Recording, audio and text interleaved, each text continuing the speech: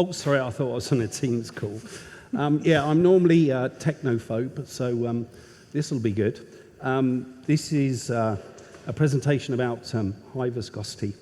And during our planning for this presentation, there was a bit that everybody reminded me of my view of high viscosity, or what was my view of high viscosity, which was, what does that really bring to us? And there's a guy in the States, senior gentleman, I would say, who I often bounce things off. And I asked Dr. Aber, what did he think of high viscosity? What would that do for his chemistry?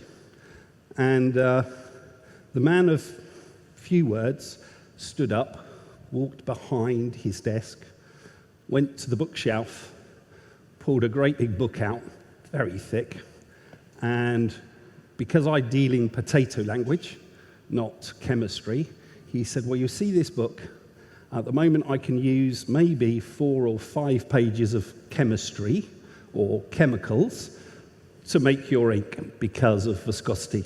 But if you gave me a higher level of viscosity, I could probably use 3 or 4 chapters of the book. So high viscosity really has enabled our chemists, our R&D department, to look at chemicals that will give other features to the ink that would, or before now, wasn't possible.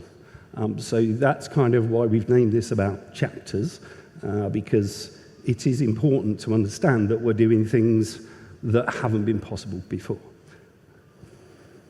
Morgane, you're going to have to... See, I'm a techno. Hey. No? Yes. No? Did it move? There we go. There we go. So, yeah, you can click on. So, I'm Dean Allen, Business Development Manager for Nazdar. Not been in the industry that long, so you probably wouldn't have known of me that much. Morgane, I'd let you introduce yourself. I'm Morgane Galizzi, and I'm an R&D chemist at Nazdar, and clearly Dean's need a bit of support today for his presentation, so I'm here. So this kind of covers where we started with high viscosity. Nazdar is a privately owned company, owned by the Thor family, has been for years. So every project or every piece of work that we give to R&D usually has to have the dreaded number tagged to it, because it's about what's it going to return in 5, 6, 7 years' time. And that's difficult when we talk about high viscosity, because although Dave Aber had a great big book, 4 chapters rather than 4 pages, we didn't actually know what it would do, what we could do with it that we couldn't do today. So we did some initial kind of blue sky thinking. We partnered up with Czar, who came up with the concept of high viscosity to start off with. So we joined together, did some, I would say, basic chemistry to see what we could achieve from having more choices, I suppose. And then I think it was 2001, we had some kind of proof of concept and a few better ideas. And then you can go back and say, well, it could fit these markets and so forth. And then we did the head compatibility. And then because there was still this, so what does it bring us? We decided to go, both Czar and ourselves, go out to a university to bring some young people with thinking that wasn't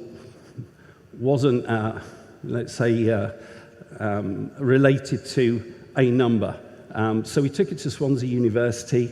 They did some tests, come up with some really interesting results. And from that, we could then say, it would be good for this application, this application. And just recently, we've now got to a commercial kind of beta trial with high viscosity. Carry on. So there is a family. The family is growing. And I would say some of them we know a huge amount of what's possible, and some of them we still do not. So this is kind of a book that's still being written. But certainly in those particular segments, so in FlexPack, in textiles, and what we're going to talk about today is aqua coral, and there's also a coding and marking part to this as well. So we're kind of have proof of concepts in all of these areas right now. So yeah, let's try to understand viscosity, because as I said, I talk in potatoes and not chemistry. So we'll kind of go through the viscosity. I think Morgane's going to present some of the stuff, the findings that we have so far. It's by no means the finished result, but it's kind of an update. And then we'll look at how the technology could be used in inkjet printing or in an application, and what advantages we see that giving to an OEM's customer. So, potatoes, this is me. As you can see, I like cream, I like fat, I like milk. So we thought we'd start with, because I said, well, what does viscosity see? So what does it look like? So if you're looking at kind of 2 centipoise, you'd be in the milk range, the normal milk range, and you can go right the way out to double cream, which is very nice on scones. And kind of some of these dairy products, if you do certain things to them, they will have an effect on them. So with condensed milk, you could heat it, make a nice banoffee pie with the cream.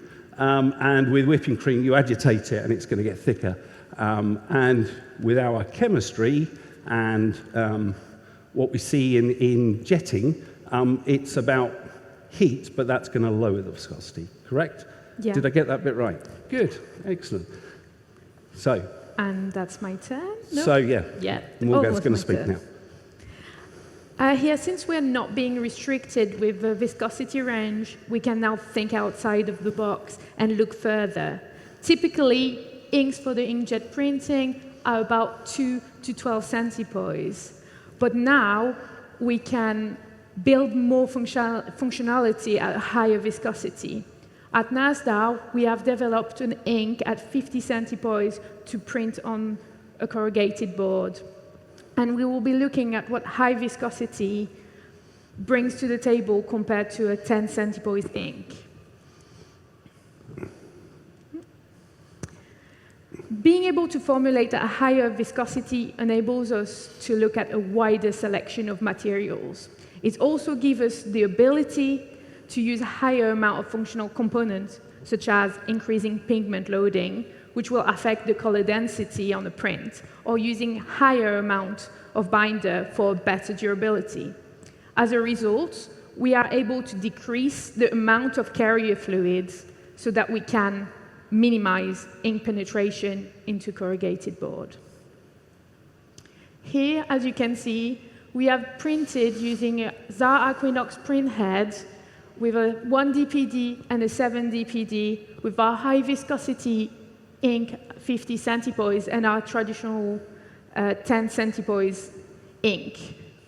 And here we use the same exact settings, but we can see a color density difference of around 20 centipoise on a brown corrugated board that is not treated.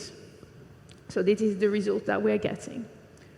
We've repeated this experiment, but on a white clay-coated board, and we're seeing between 32 and 37% in difference of color density, using, again, the same prints, just looking like for like the 50 centipoise with the 10 centipoise ink. Here, we know that at a lower viscosity, the ink tends to sink more into the board, but we have printed the 50 centipoise ink using an NIR light, and compared to a 10 centipoise air-dried print, we are seeing a 50% density difference. So, yeah, the work that Morgane started to do, as I said, this is probably the start of the chapter, right? But some of the other things that we've started to see in some of those other segments have been really, really interesting. So things like faster drying for aqueous inks, which would mean that if you created a press, you could cut down on the amount of energy that you're going to be using. Certainly we have seen with high viscosity that we can get a greater throw distance. So for things like corrugated or for head strikes or reducing head strikes, very, very useful things to have in your printer. Certainly the density is a very good thing, and kind of will end up with brighter, and if you look at some of the Nazdar publications that have come out lately, I think they show a print that's been printed in normal viscosity and then in high viscosity, and it's visibly much brighter, much more colour coming through.